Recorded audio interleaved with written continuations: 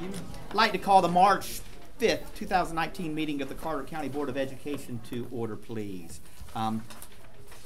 Thank you for all coming and welcome. I'd like to first call Mr. Cason Collins to the front to lead us in the pledge. Please rise for the Pledge of Allegiance. I pledge allegiance to the flag of the United States of America and to the republic for which it stands, one nation, under God, indivisible, with liberty and justice for all. Please remain standing for the invocation. Loving and gracious God, you are indeed the giver of all good gifts, and we thank you today for all your blessings, for the successful outcomes of our school events, and for all our staff members. We ask that you bless them abundantly, and we continue to seek your wisdom, guidance, courage, and strength. Give us insight to lead with integrity, that our decisions may reflect what is right and good. Grant us the humility to always seek your will in all that we do and say. All glory be to you, loving God, now and forever. Amen. Amen. Amen. Thank you, Brittany.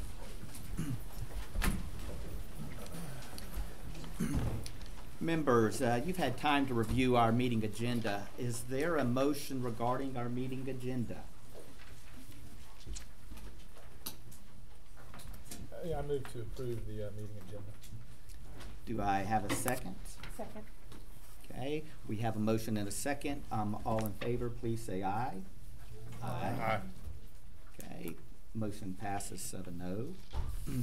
We're now going to move to the public comment part of our meeting. I believe we have one commenter, Mr. James Walker.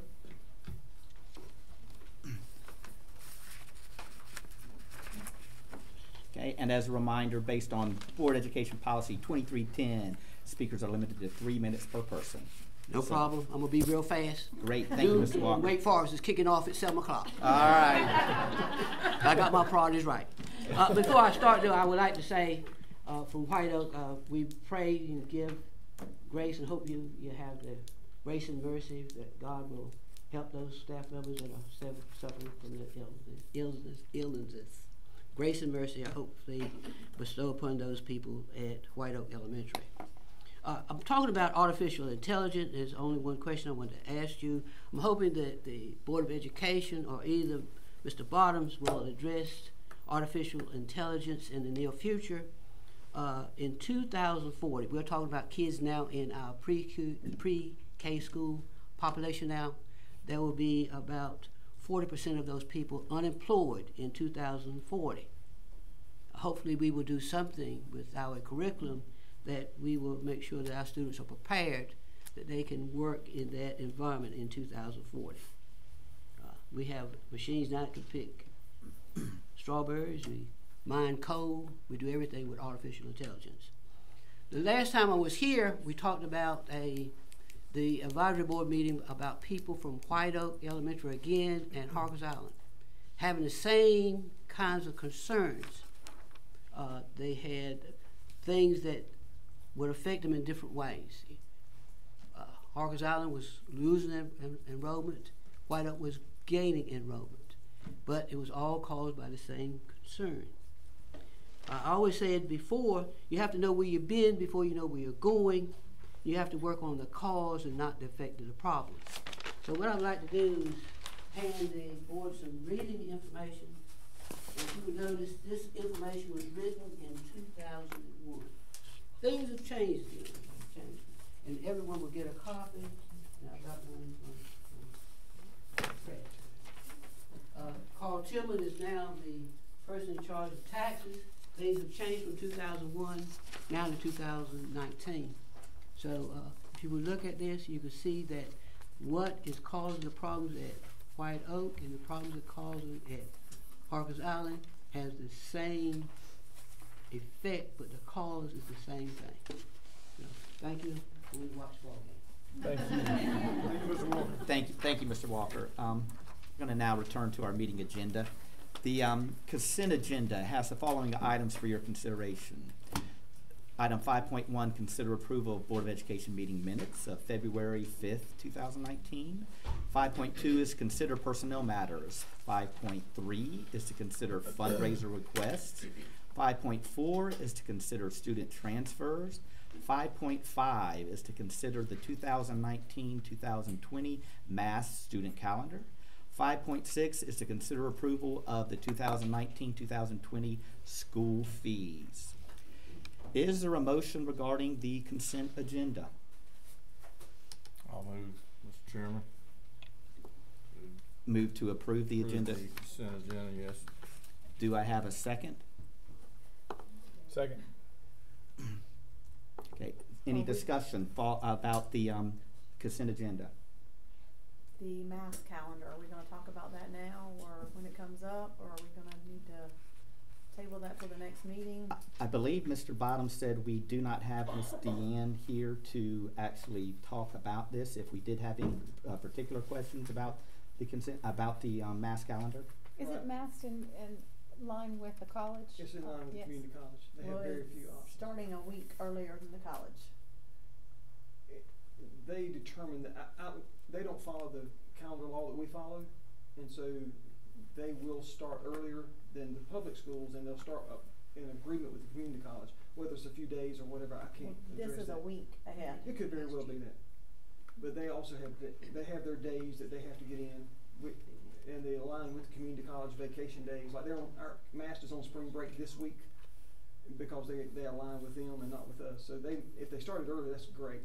You know, I don't see that as a detriment necessarily. Well, but we're pushing for our legislators to get us on board Amen. with the state calendar, or with the community college. Yes. So I'm just trying to figure out why the mass is gonna start a week ahead of the community college. I can't answer that. Again, it was on consent, so we didn't. And then there's some hear from anybody days that other like, we're getting a half a day on a Wednesday, and they're getting a half a day on a Friday of the same week.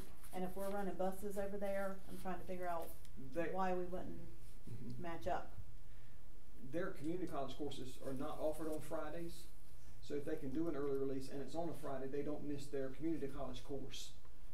If they would just miss, so they can do an early release on a Friday and miss our public school, teaching, but not their community college. If they miss on a Wednesday, like we would, they would miss our instruction and their community college courses.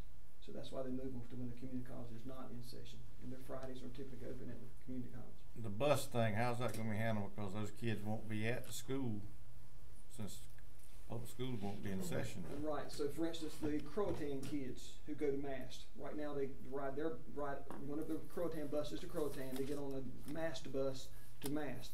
They won't get on the bus that day. That bus will not run from Croatan to Mast that day.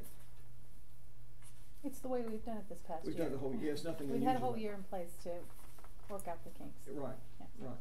Right, but last year they started on August 15th, and this year they're proposing August 7th. So why is there a whole week ahead of the community college calendar is what I'm trying to figure out when we're asking. I can't answer that because I didn't do a to lot get of research. aligned. We're trying to all get on the same page, so I'm just trying to figure out why they're trying to go a week. They're on the earlier. page that I would like for us to be on, so I'm not interested really in pulling them back to the 26th. I'd love to be with them. No, I'm just thinking that they should be as the same as the community college though. I mean, Right. they're going a week ahead. Right. Mr. Chairman, Yes. if I might ask the superintendent, is this particular calendar pressing for adoption tonight? And again, I didn't know it was not coming, it's not gonna be on the consent agenda, so I didn't have Ms. Rosen here. They're on spring break, so I'm sure she didn't feel like coming to the meeting tonight. She's, doing her things. I don't know how pressing it is. I can tell you for our 3 high schools right now, it's pretty pressing. They're in the middle of registration. They've just taken their 8th graders. They've done their lottery last week. They did the lottery, so they're in the process of registering kids now. I'm sure the parents would like to know the schedule as well. So it is pretty important. Whether it can wait a month or not, I don't know, Mr. Whitford. Mr. Chairman, here's what I suggest. If Member Chadwick would like to pull that off of the consent agenda, that is a prerogative of any of the members.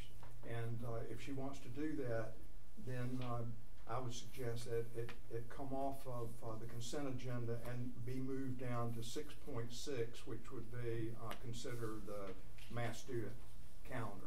And then the board can vote on the consent agenda for the rest of the items. Let me ask you. However, you've got a motion and a second. Yeah, let me ask this too, please.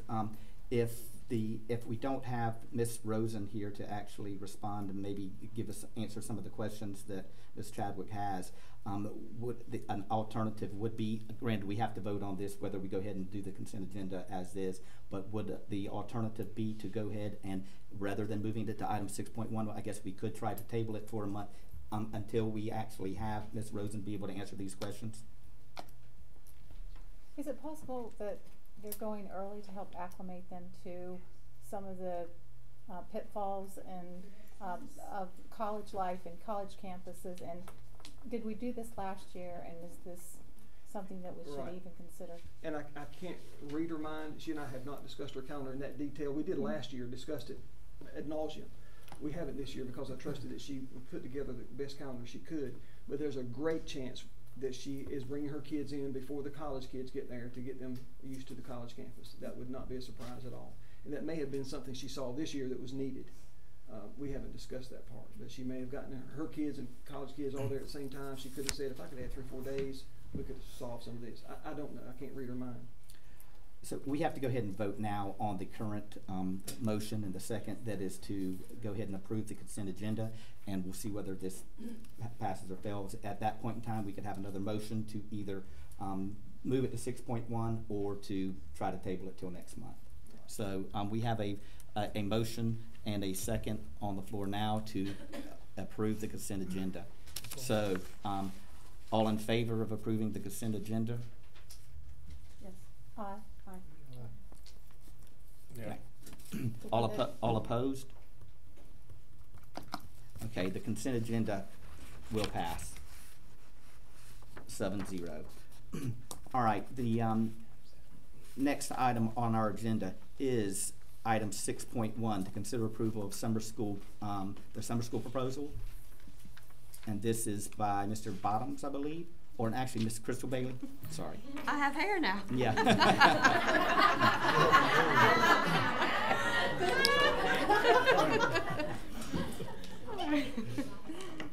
Good evening. My name is Crystal Bailey, and I serve as Director of Testing and Accountability. I am joined by Lisa Kittrell, and we are requesting funding to support a summer program for elementary and middle school students.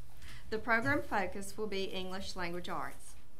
As you may be aware, DPI allows districts to administer end-of-grade tests if a summer program is provided. The test scores will not be included in growth analysis for school accountability, nor for educator effectiveness. However, the higher score will be included in proficiency, which is currently 80% of our school performance grade. We propose to offer a voluntary summer program for 4th through 7th grade students. These students would have scored a high range level 2 on the English Language Arts EOG. We will not offer a math summer program because math scores will not be available until mid-August. The proposed summer program will be scheduled at the same time as the Elementary Read to Achieve summer camp. This combination will be cost efficient since the transportation and the administrator costs are included in the DPI allocation. Breakfast and lunch will be provided for all participants through a grant secured by our Child Nutrition Department. The summer program will begin on June 13th and end on June 20th, with testing taking place on June 21st for a total of 7 days. Carteret County Public Schools recognizes a need for a summer program for struggling students beyond 3rd grade. Each instructional day involves 6 hours of ELA coaching in small groups. This equates to almost 5 weeks of instruction. During last year's summer program, nearly half of the students who tested in ELA reached proficiency. The support students received during the summer program increased overall district performance grade by 2%. This demonstrates that the success of a small population can have a huge impact on the overall results. Please consider this agenda item as presented for approval for $40,000. This proposal is less than the 2018 request since we will not be teaching math. Thank you for your consideration. Lisa and I are willing to address any questions you may have. Okay, you said volunteer. Are you not going to target kids that are in the low bracket to have them come and stress that they need to come to this? We will be targeting the students who are close to proficiency.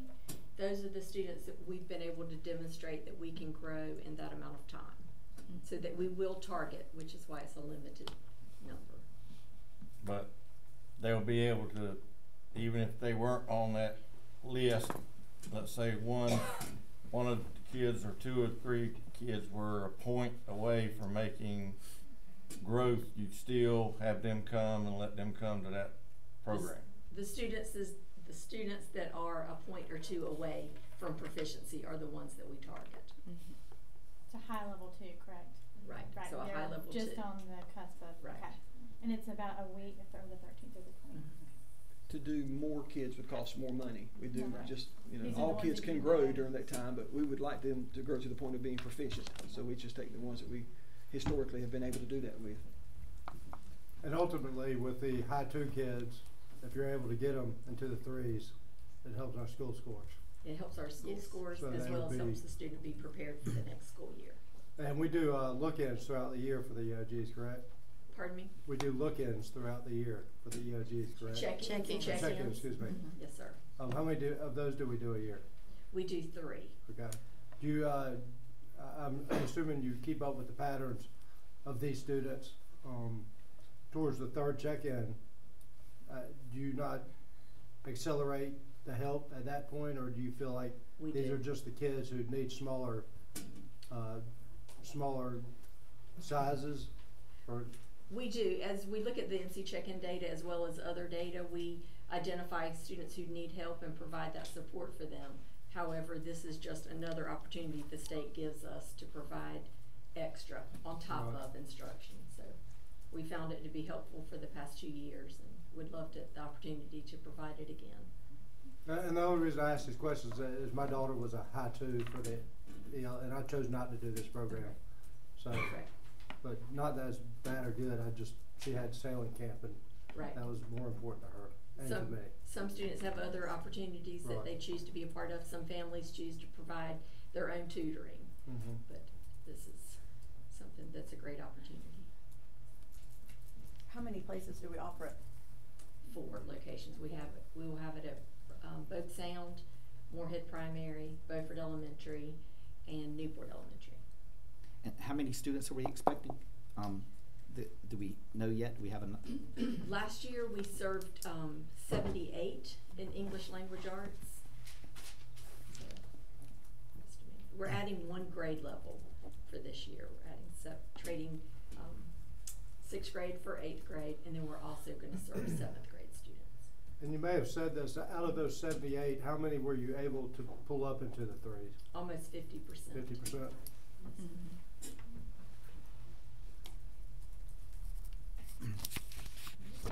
Any further questions? Mr. Chair, I move to approve the summer school program as presented. I second. Okay, we have a motion and a second. All in favor, please say aye. Aye. Aye. Motion passes 7-0. Thank you very much. Thank you. Mr. Day, can I guess we'll get a little out of order. While we were discussing the mass calendar, Blair texted Dee to get more of the story, and you were really right on. It was about acclimation of the students. This is what they call the early college calendar that they're using across the state, and so that's one that we're in line with the other early colleges, and so it was about acclimation. And we really don't have much flexibility with regards to the variation from that. There's not a lot. They're tied down to the community college, and the community college, I'm sure they've got their 100 and however many days they're doing. They've got their rules as well, not nearly as strict as what we are, but. So are we running buses on this beginning? Those first 5 days, I think what we do, I don't know the exact name, like a neighborhood bus, they'll pick up like at the Piggly Wiggly on the western, they'll just pick up a few spots and bring them in. Mainly because we don't have enough bus drivers to go over the whole county and just pick up those few students. So they'll do like a neighborhood pickup of several spots and bring them in. And we've done that this year on some, there's been an occasion, like we were on spring break this year, they'll be in school, and we'll do Right. that same thing, a neighborhood pickup. Just a few spots here and there. Okay. Thank you. Item 6.2 is to consider pre-AP English course, and this is going to be presented by Donna Bowles, or introduced by Lisa Kittrell and then presented by Ms. Donna Bowles. Right, thank you. We are here tonight to seek approval for an honors level English course to be added to the offerings at all 3 high schools. This effort has been spearheaded by the teachers at Croatan, but meets a need of all 3 high schools. The course, titled Pre-AP English, will be offered to 9th and 10th grade students who have demonstrated high proficiency in their English 1 and 2 courses. Pre-AP English focuses on close reading, analytical writing, and language skills. Currently, students are limited in opportunities to receive honors credits in our English offerings. Adding an honors weighted course will provide extra quality points to a student's GPA, but more importantly, it will encourage students to enhance their reading and writing skills. The course presented to you is one developed by College Board, a nonprofit organization that develops AP courses, the SAT, as well as other supports that prepare students for college and future success. By adding this course to our English offerings, we will provide a rigorous opportunity that we feel is needed in the English department. Ms. Donna Bowles, one of our outstanding teachers, is here, and she's going to share more with you about the course. Thank you, Ms. Kittrell. Good evening. So first of all, I want to thank you for giving me the opportunity to discuss this pre-AP English course with you. I'm really excited about this. At Croatan High School currently, we do not have any elective English courses for our 9th graders, and we offer and teach only one for 10th graders, and that's creative writing. Most of our English electives are for our juniors and seniors. Most of them are also standard credit, except for the AP Language and Comp and AP Literature courses, and those are junior and senior courses. So this pre-AP English elective will serve our 9th grade and 10th grade population. This will be for the students who have already successfully completed English 1. The other nice advantage to offering them this elective is it's also for honors credit. And as Ms. Kittrell mentioned, that would help to boost their GPA and certainly not put them at a disadvantage with other students taking other honors electives in other subjects. So as was mentioned before, this is a course that's designed to prepare the students for the increased rigor of Honors English 2, 3, and 4. Also the increased rigor of the higher level courses they take in high school, along with college and career. The course is also meant to introduce our students to the AP English courses, AP Language and Comp and AP Literature. We're hoping that students, by taking this elective, should they choose, will not be as fearful about taking those more rigorous AP courses in their junior and senior years, and therefore encouraging them to take that AP track. Sorry about that. So this course is going to have a more in-depth focus on argumentation, rhetorical analysis, research, and synthesizing information, and along with expository writing. And those are kind of the focus topics of the AP Language and Comp course. It will also then have an in-depth focus on thematic development, literary analysis, and literary criticism. And that's the content focus of the AP Literature course. The students, because it is designed for these advanced students, will be expected to read independently and analyze complex texts, and these texts will fall in the higher range required for 9th and 10th graders. They'll use their course critical thinking skills, work collaboratively, and write multiple formal essays. along with practicing and using advanced research skills. So if you have any other questions, I'll be happy to answer those for you. A question for you. Now, when I taught AP history, I had to take a special class at college to be certified for that. Is this person going to have that special training to do that? This is, they only receive honors credit, not AP credit. It is not a course that requires an AP certification or a trained teacher for this course.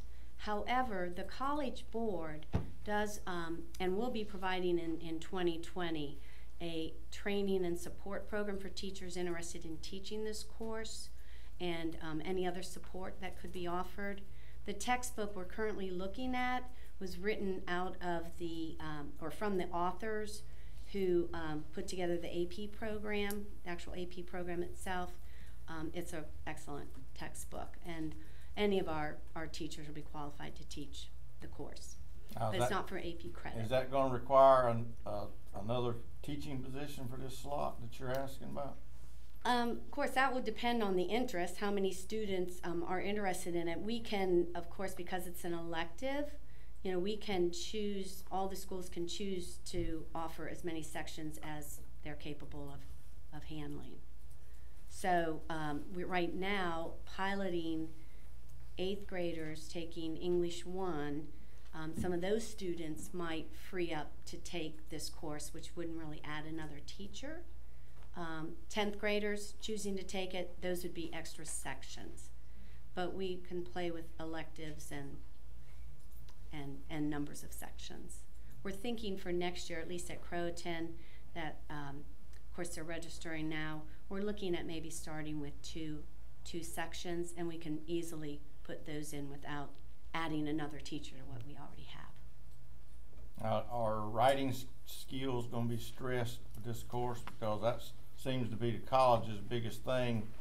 A freshman going there, their writing skills are not very good, so I would hope that's what it's going to be considered. Yeah, absolutely. Doing. Yeah, the AP language and comp class has a strong focus on writing, so this too will, and the AP literature course, so this too will definitely focus on that writing. Because the topics are more focused and in depth, the teacher can spend more time working with these students, more writing, more grading, than in a core English course. So yes, they'll definitely be doing a lot of writing. I'd also like to mention, Mr. Day and I sat in on this actual, the meeting when they were speaking about this. And if you are qualified to take English 1 in the 8th grade, you don't receive any points once you get to high school for those. So this also gives those students an opportunity to receive an honors grade point. Right, an honors course. Right. So it's it kind of gives those students, you know. And I believe they also mentioned that this was geared towards maybe some of the students who had gone through were not necessarily ready to go full-fledged AP, you know, afterward. Right. It was geared towards a particular student. Right. There was a need for it. Yeah, these students would, if they choose not to take AP Language and Comp and AP Literature, which are the actual AP courses, they still will have had kind of a taste of these skills in this AP course. This might be for a student who's geared more towards math and, you know, STEM and science, and was going to forego taking those upper level AP courses. They're still getting that rigor and that focus on that reading and writing and argumentation. And the exciting aspects of a science AP course sometimes pulls the students away from an AP English course, and we feel like having this as a 9th or 10th grader, they'll be more enticed to take and feel more prepared to take the AP courses that we currently offer. Now will there be a manual that will be going by? You know, you got to have a manual of some kind of what's going to be asked of those students so that the parents know what to expect, what books they're going to have to read, or that kind of thing. Yeah, it would be treated like any of our core English classes. Because it's an elective, there would not necessarily be like a summer reading requirement, which we have for our honors core English classes. But there will be a full curriculum, 90-day plan. Parents will be able to see that, texts that are being studied. All of that would be laid out for our parents as we do with our other classes too. Okay, that's what I want to make sure Yes. of. Yes. I do just want to add one other thing for the other high schools. I know that sometimes their AP programs in English aren't maybe as strong as they are at Croatan, and we have numerous students taking our AP English courses, but this too will hopefully be kind of a bridge to get some more of those students at East and West into those AP English classes, which, as an English teacher, of course, I'm going to sound pretty biased when I say this, but that AP Language and Comp course is for every student. It is an invaluable course to take for college and career readiness. So I think the more students, high school students, we can get from any high school into that, especially that course, is doing them a real service. I think if you advertise the fact that they will not have to have a summer reading. Would you two have taken this course? These are two sophomores. They won't have an opportunity because they'll be juniors next year taking AP Language and Comp. But I did ask them, I go, would you have taken this course if you'd had the chance? And they were like, yes. Yes. Well, in that case, Yes. I move to approve the English course as presented. I'll second it. We have a motion and a second. Any further discussion on this? Any other questions? Then all in favor, please say aye. Aye. All opposed? Okay, the motion passes 7-0. Thank you both. Thank you. Very much. Item 6.3 will be to consider 2 honors level career and technical education courses introduced by Ms. Allison Deeds and presented by Kathleen Lewis, Robin Stafford, and Myra Lewis. Actually, we have all the FACS teachers with us tonight. Bring them on. With the exception of Robin Stafford, who is, her ProStart team is practicing their final practice before the Invitational. I'm here tonight to seek approval from the school board for honors level CTE courses to be added to the course offering at all 3 high schools in family and consumer science. This has been a collaborative effort among the CTE teachers in all 3 schools who are represented here tonight. CTE would like to set the expectation that CTE courses are rigorous and have relevance to carry honors weight. Carteret County needs technical career-ready students in the community. Expanding course offering by adding honors level curriculum to CTE courses, we can deliver a more rigorous technical course that will reach students who never realize the opportunities that are right here in our community. Currently, students enrolled reveals that students taking CTE classes are AIG, standard, and at times OCS. Honors level CTE courses are for the student who excel in academics and who seek a career in dietetics, culinary arts, restaurant management, or hospitality, but were unable to take a CTE course because it did not carry the weight for their GPA to get into a strong 4-year college. These students will now have the opportunity to expand their knowledge base, explore leadership opportunities through the career and technical student organizations that are associated with these CTE courses, and allow them to be more well-rounded and competitive when applying for post-secondary schools. Family and consumer science education provides a sequence of instruction available to students desiring to learn about the food sciences, basic and advanced food preparation skills, dietary and nutritional needs, restaurant management, customer service, and hospitality. The honors level curriculum will add rigor, critical thinking, and advanced opportunities to prepare students for successful careers in food service industry. Opportunities will include meaningful job shadowing experiences and problem-based learning projects that will allow students to demonstrate through thorough understanding of food development skills, nutritional and dietary needs, food preparation, critical thinking skills, communication skills, collaboration skills, and the use of their own creativity.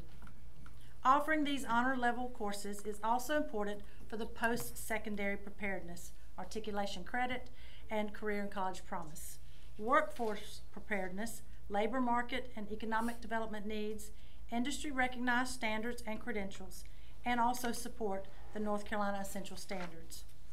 Thank you for considering enhancing the opportunities for CTE to meet the needs of our college and career-bound students, as well as the technical workforce. I respectfully ask for you to adopt these honors level courses in Food and Nutrition 1 and Food and Nutrition 2. Got a question for you. Yes. Okay, we're promoting the food science, but where's the horticultural advanced classes for? We've already approved those. Those were done in 2016. Even with the absence of 2 FFA teachers that have left our system and we've had to drop the courses? We lost one teacher, to my knowledge, lost him in January, and therefore we had to dissolve those courses until we can hire in May. I thought we lost a previous one last year also where we didn't offer the course. We did, but we rehired in that position.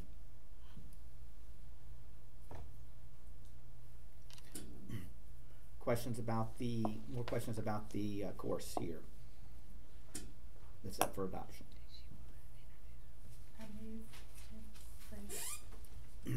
We have a motion to approve the 2 CTE courses as presented. Second. We have a second. You're so quiet, Brittany. Sorry. Yes, yes. Speak up for the old woman. Sorry. All in favor, please say aye. Aye. Right. Any I'd opposed? like to introduce them. Please do, Oh, yeah. love that. Okay. This is Katie Lewis. She's the Family Consumer Science teacher at West Carteret. And Ms. Hessmer is the Family Consumer Science teacher at West Carteret. Angela Warner is the Family Consumer Science teacher at Croatan. Miss Myra is the Family Consumer Science teacher at East Carteret. And Margot Fulford is also a Family Consumer Science teacher at East Carteret. Thank you all for being Thank you, ladies. Thank you. I know you all are excited about it. Item 6.4 on our agenda is to consider policy revisions for a second reading, presented by Mr. Probst. Good evening. Good evening. Good evening. All right, so mine's not going to be as exciting as those presentations. I apologize on that. But first, you've got second read policies. Again, all these policies come from the fall 2018 packet from the School Board Association. Again, these are reflections of changes in the law, changes in regulations from DPI, and some statutory law that's coming out as well. These are the same policies that I presented to you before with no changes, with the exception of one policy that I removed, and that was the policy we talked about previously that we were waiting to put in place a safety hotline for the secondary level. We are actually waiting on the state to approve an app that would take care of that, and so hopefully we'll have that. We're waiting on the information from the state in regards to that, and we'll be able to push that policy towards you closer to the summer. So This is an app for students to be able to install. that's correct. Yep. And Mike's helping me with that one. Gotcha. Any questions for Mr. Probst on these items? These are going to be state funded, you said too? What's that? This that you're talking about, this policy that's going to be. Are we talking about the app, the safety app? Yeah, yeah. I believe so, yes. Again, Mike's helping me with that. I don't app's out of my world. Do I have a motion regarding the policy revisions for second reading? Mr. Chair, I move to approve the policy revisions, second reading policy revisions as presented. Thank you. There's a motion on the floor. Is there a second? I second. Okay. Thank you, Ms. Ehlers. I have a motion and a second. We now I'd like to know, please, if all in favor, say aye. Aye. All opposed? Okay. Motion passes 7-0. Thank you, Mr. Probst. Thank you. Item 6.5, policy revisions for first reading. Again, these come from the same packet. They have got some minor edits and some revisions.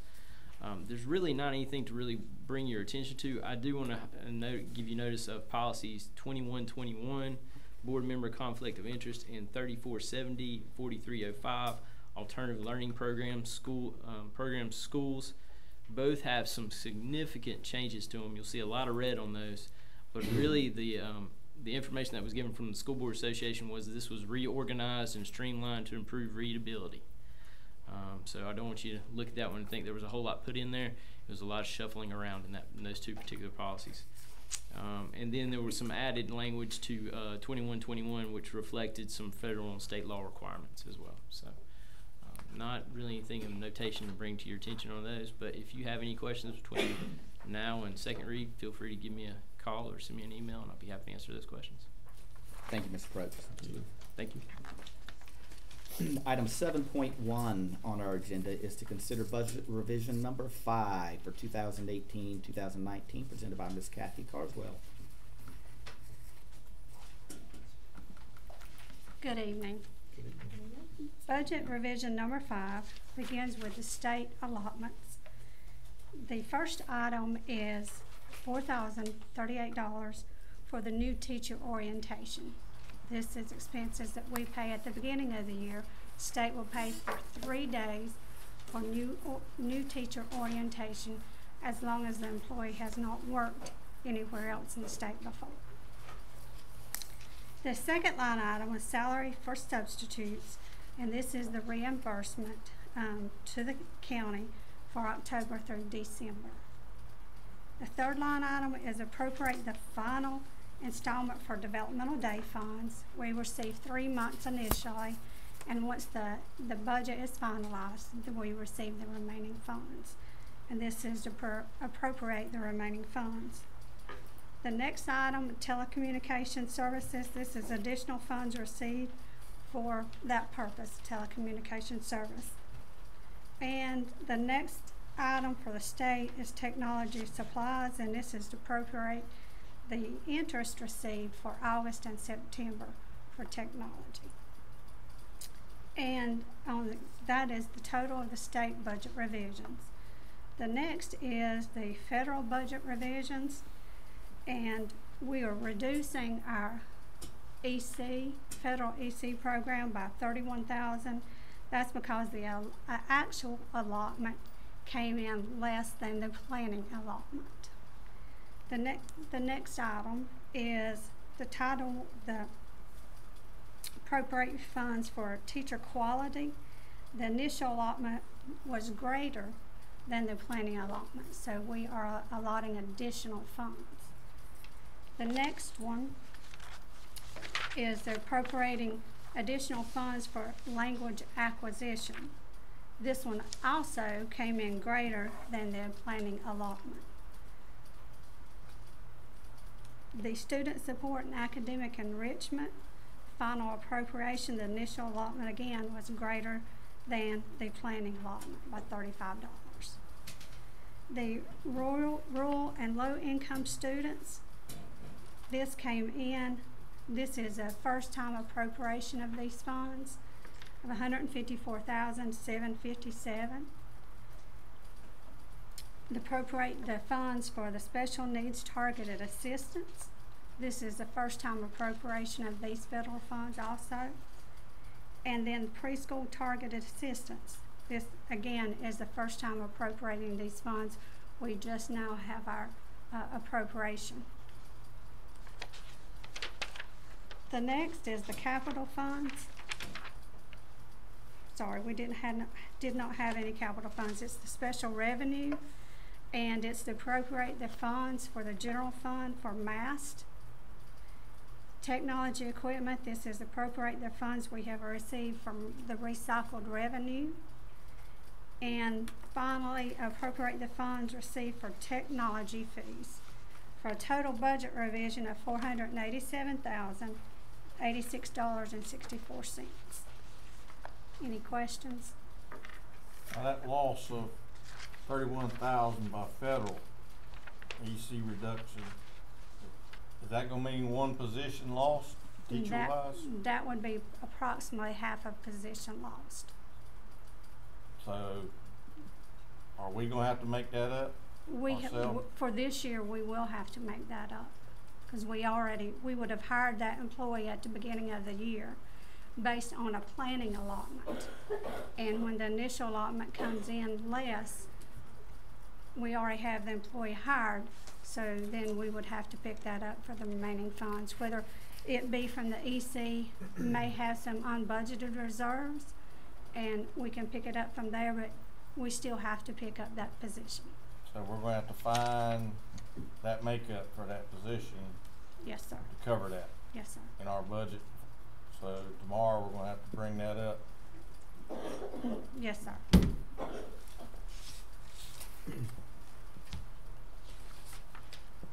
Other questions for Ms. Carswell regarding the budget?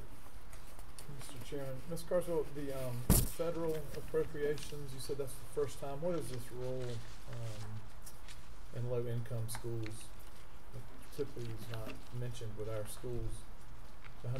This is money that we've received. We receive usually every year, and it provides funding to help increase the academic achievement level of students who may be in a poverty area in our district. Are some of these first time receiving of funds because of a change in our classification as a school system? No. It is just. These are normal expenditures. And DPI has does not have enough staff in their allotment section. They're getting ready to try to hire, and it is late, very late than we typically would receive these funds.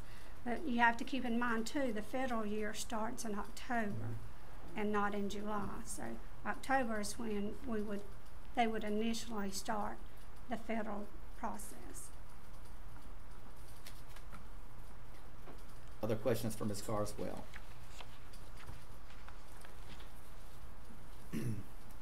Do I have a motion regarding the budget revision number 5 as presented?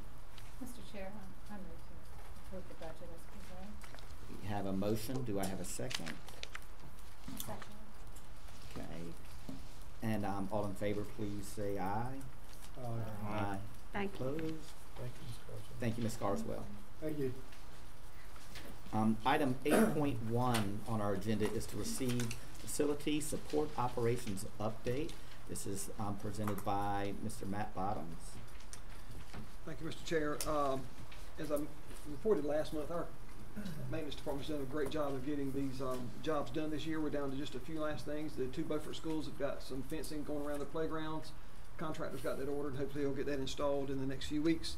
The White Oak has got a pre-K playground set that's ready to be installed, so they're making great headway with that.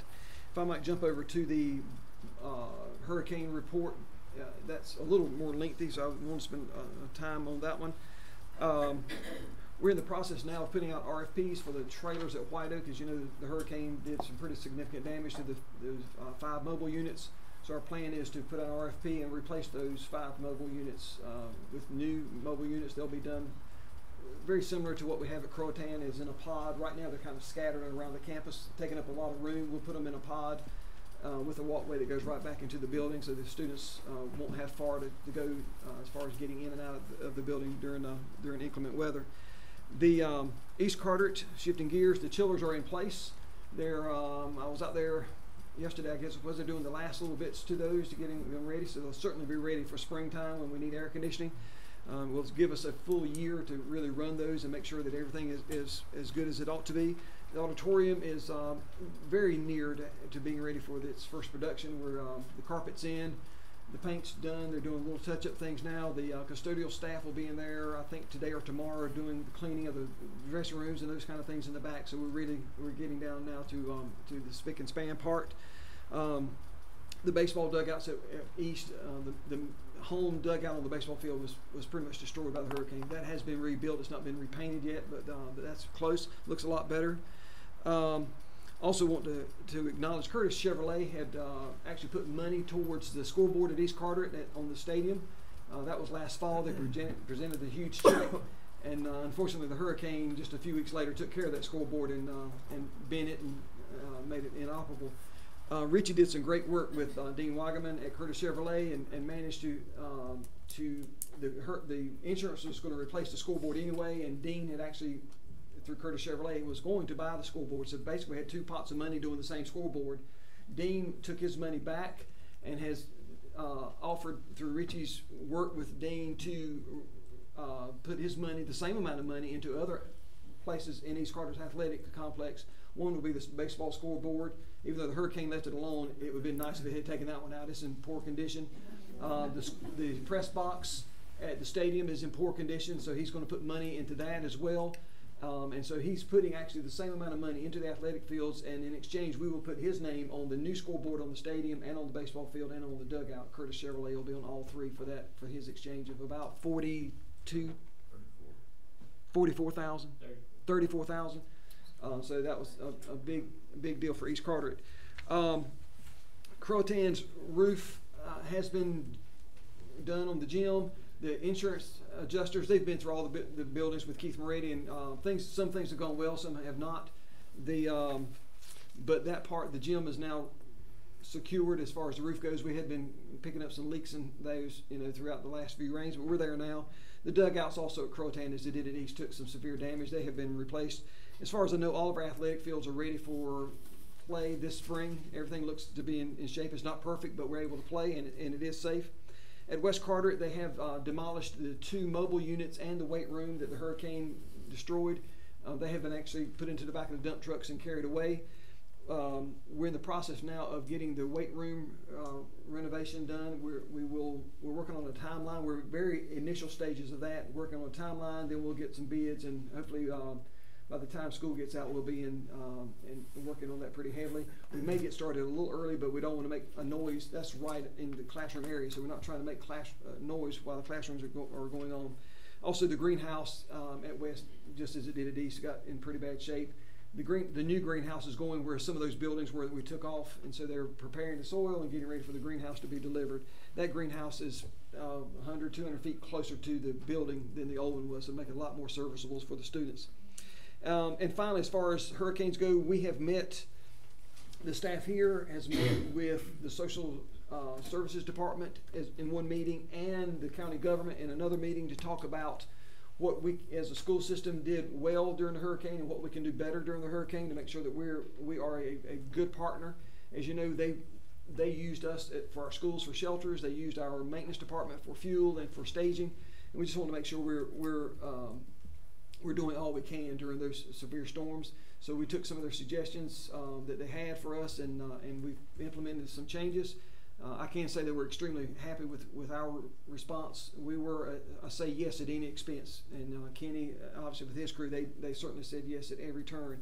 But we were able to do some very simple things that would make life easier. One of the things, for instance, was the shelters. When people called the shelter, they weren't able to say if Johnny was there or not. That was, so they have now got a thing in place where they can do that, and we were able just to provide one more phone that just plugs into one of the computer jacks, and it makes things a lot easier for all those people. So some of those very small things that cost virtually no money, we were able to do, so the next time we have a shelter, we can make that work a lot better.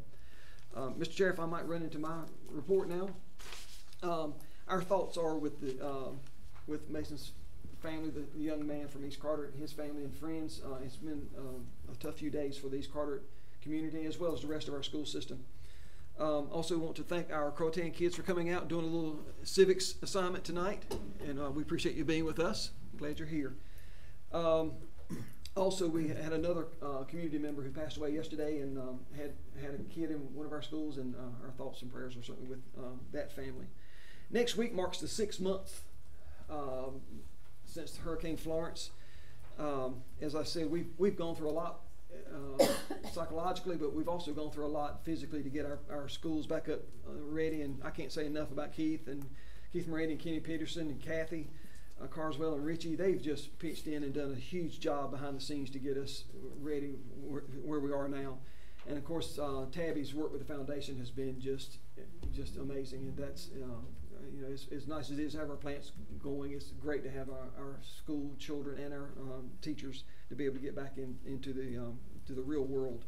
Daylight saving time begins this weekend, so we encourage all of our drivers to be careful on Monday. Well, we're out of school on Monday, so Tuesday morning it will be dark when our kids are out on the bus stops, so please drive carefully. Our schools are holding tornado drills this week. It's a statewide process. Some of our schools actually got ahead and did it last week, which is fine. But you may hear some of those, and we just want to make sure our students are in safe places should inclement weather come our way. I do want to thank the PAC presenters tonight. It's always good to hear from them, and I took some careful notes. I also want to thank our other presenters, Crystal and Lisa and Allison and Blair and Kathy, and of course our staff that came from East Carteret and Croatan and West. Appreciate their help. And Donna Bowles. Donna, is she still here? She left. Donna is getting ready to retire after 41 years, and so she did all of this for the help of future teachers. She's not going to reap any of the benefits of this new course, that's just Donna. And I had the pleasure of hiring her several years ago, and she's quite a teacher. And finally, I want to thank Kason and Tyler, the Collins kids who were part of our meeting tonight. And he certainly stepped up to the plate at the last minute and did a good job. And I heard her read her writing on Saturday, and it is quite moving. Tyler's got quite a knack for writing. So that's my report. Thank you, Mr. Chair. Thank you. We'll now receive comments from our board members. Good evening. I would like to reiterate what Mr. Bottom said about our student that we lost this past weekend. As a parent, I can't even imagine, and I feel very sorry for that family, and my condolences are with them. I would also like to thank the PAC parents who came out to discuss their praises and their concerns. Those updates keep us informed, and they let us know what's taking place around our schools. March is Music in Our Schools Month. Don't forget to take the time to thank your music teacher or your band teachers. Music helps develop language and reasoning and coordination and emotional development, and those programs are very important in our schools, and I'm thankful for those teachers. March is also National Professional Social Worker Month. That's a mouthful. Our social workers are faced with challenges every single day in our schools, and they have a really tough job. They deal with our students and our families and our communities, and they work hard to make sure that our students are safe and well taken care of. I'm forever grateful for those folks. Also, our East Carteret High School basketball team, I know we've mentioned that, but that's very, very exciting, and they are playing right now.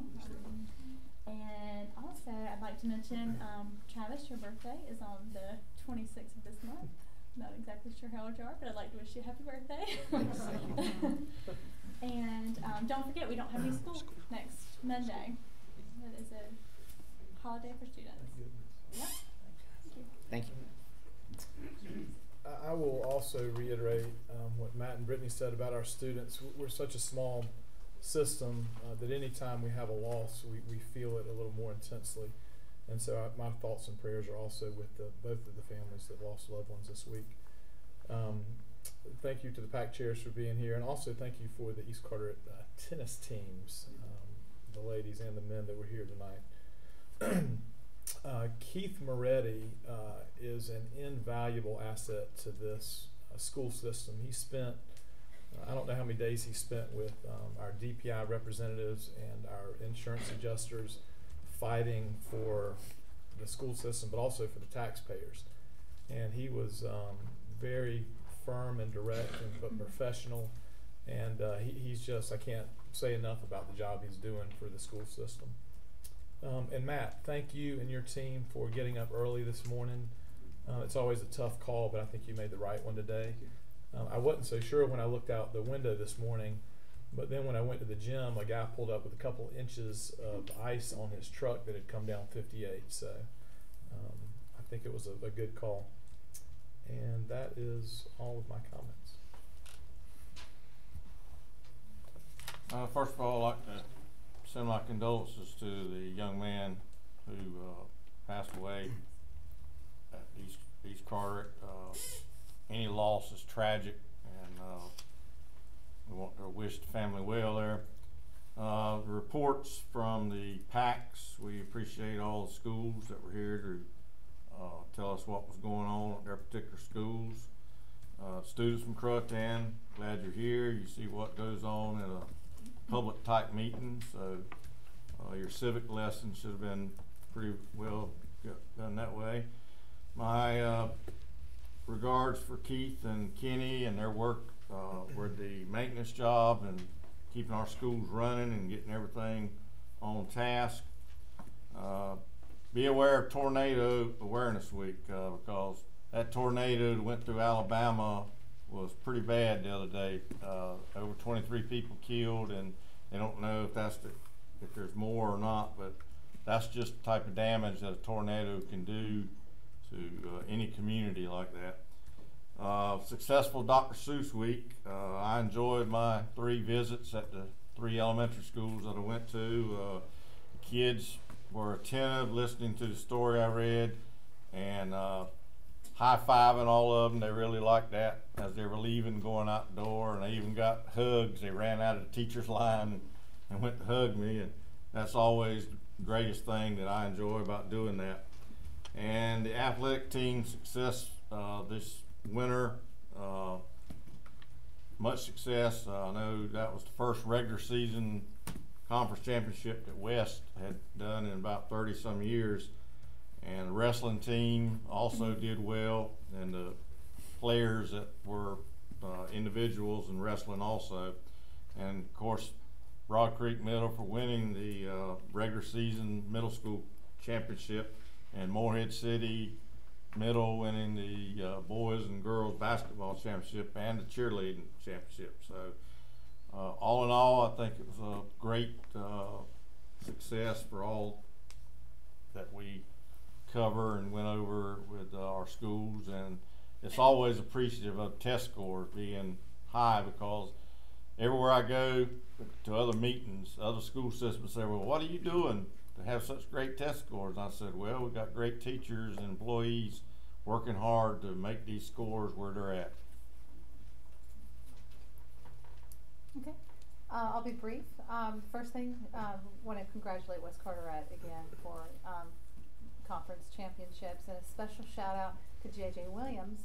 He was the all-time scorer in this conference season, so that was quite an accomplishment, and all of our students, whether it be academic or sports, but that was a moment of excellence for him. To Mason's family, this is a very somber meeting. Anytime we lose a student, it's very difficult. Their community feels the loss, the families, the students, and again, we always say this, but we're so blessed to live in a community that turns around and gives every support in every way, and words mean so much. So I thank you for all those who have supported his family. Also, I found it interesting that I saw a theme and listening to, obviously we had many of our PAC members come up and talk about some of the needs in the schools, the physical needs, the HVAC, Newport Elementary. There's lots of concerns we have right now on the table.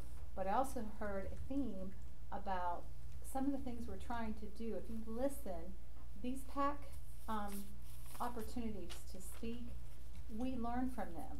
So we're seeing where everybody has autonomy. So each school can run their schools and their programs that they see fit. But we also could probably put together some of the best that we hear here. So my passion, and I know Ms.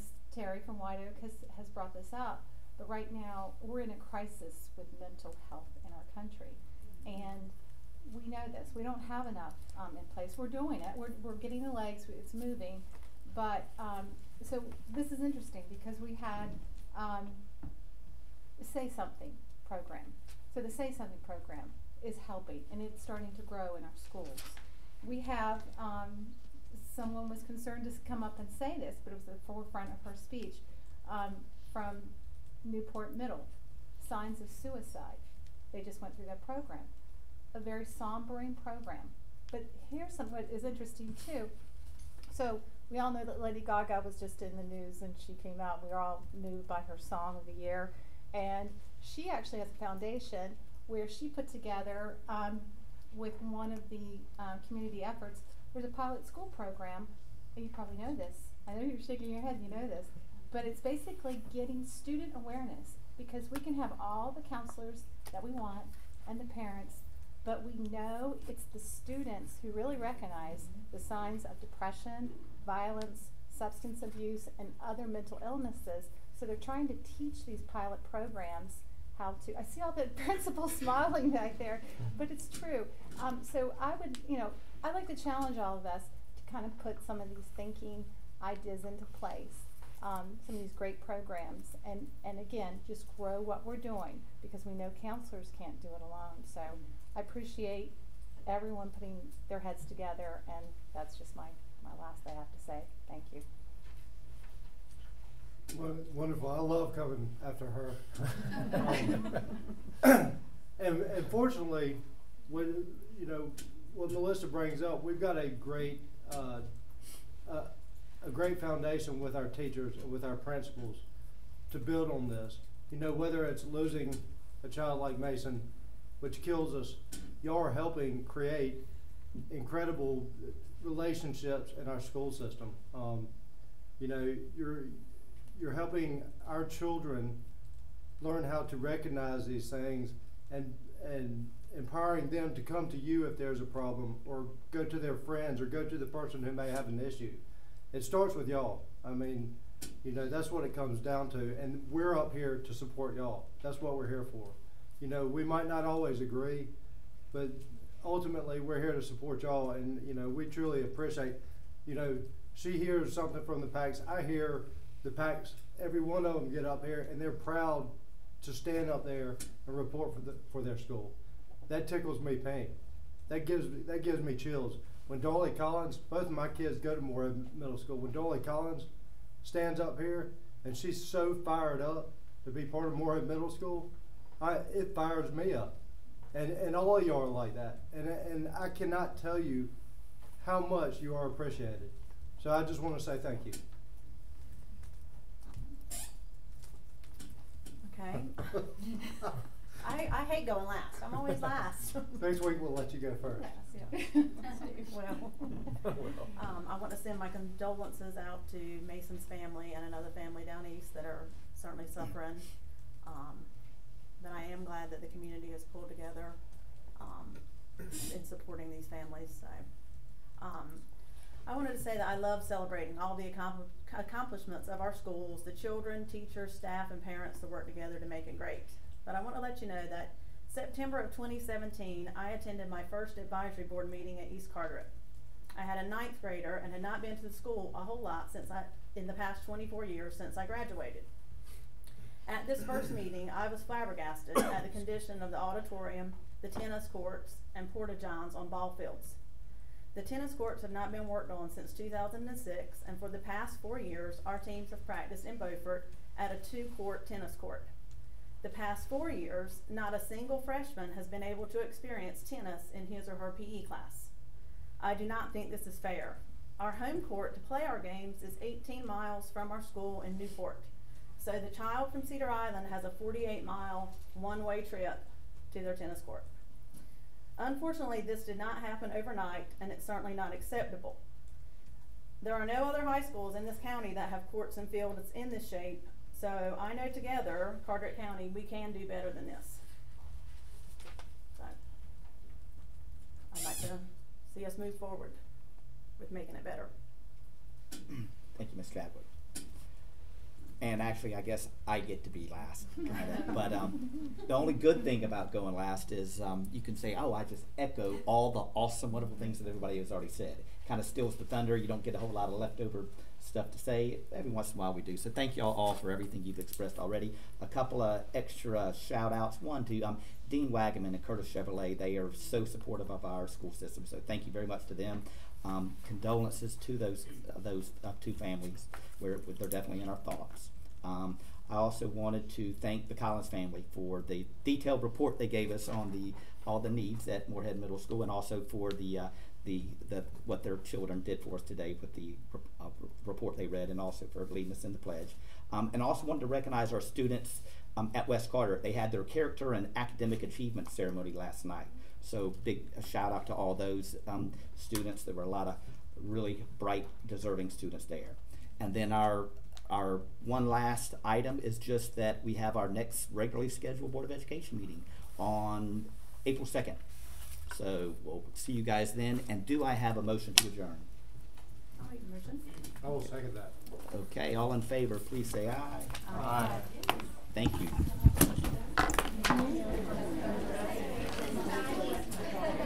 Sandra, how do you want to step up big?